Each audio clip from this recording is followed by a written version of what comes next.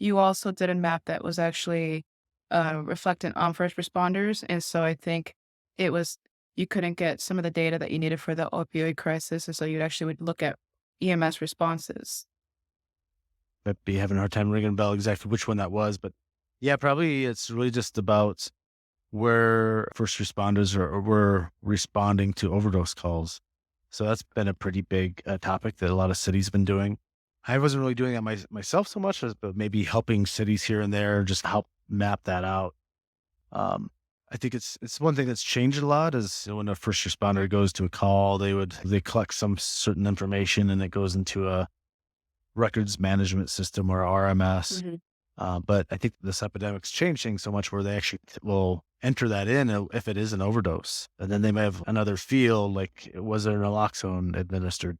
So that's definitely making things easier too to help parse that out. But yeah, it's just been helping communities map that out. I think one is it's useful for those communities, like if it's a fire department, to help see where they need to have naloxone. Maybe it helps Hmm. shift their staffing patterns and like maybe where they're responding to.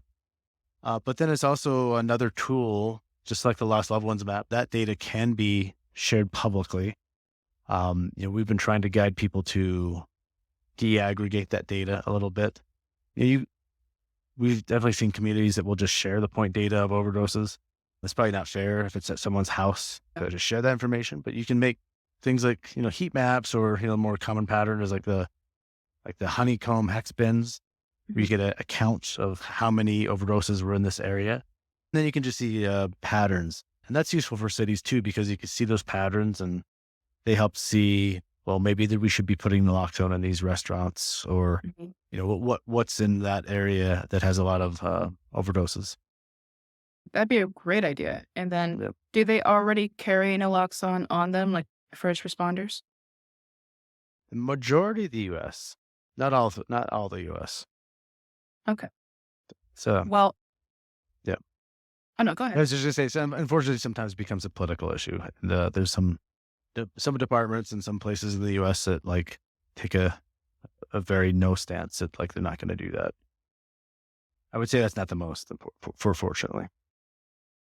So I wanted to just kind of see, like, what does a typical day for you look like working at Esri?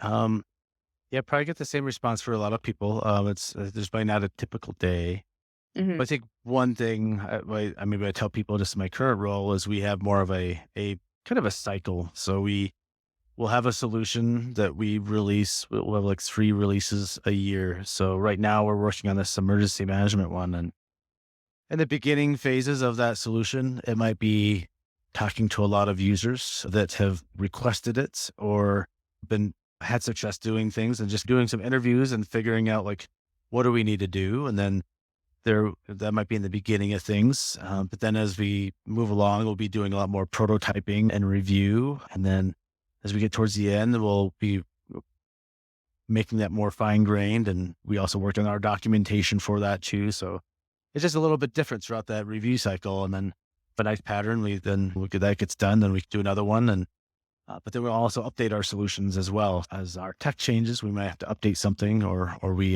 get some feedback from some of our users that they'd like to see some enhancements. We'll incorporate those too. So that's just kind of sprinkled in throughout the year as well as updating things. What's the proudest implementation that you've done The proudest. or one of? Um, That's a good question. We put the opioid epidemic solution, and there's been a couple counties that have implemented that. From a personal standpoint, that's great because those counties are using it as a tool to help get awareness out of like where their overdoses are and their resources, their community resources. I think another one that I got to work on that was really cool was special events. So cities will hold, a 5K or a brew fest in the park or, a music festival.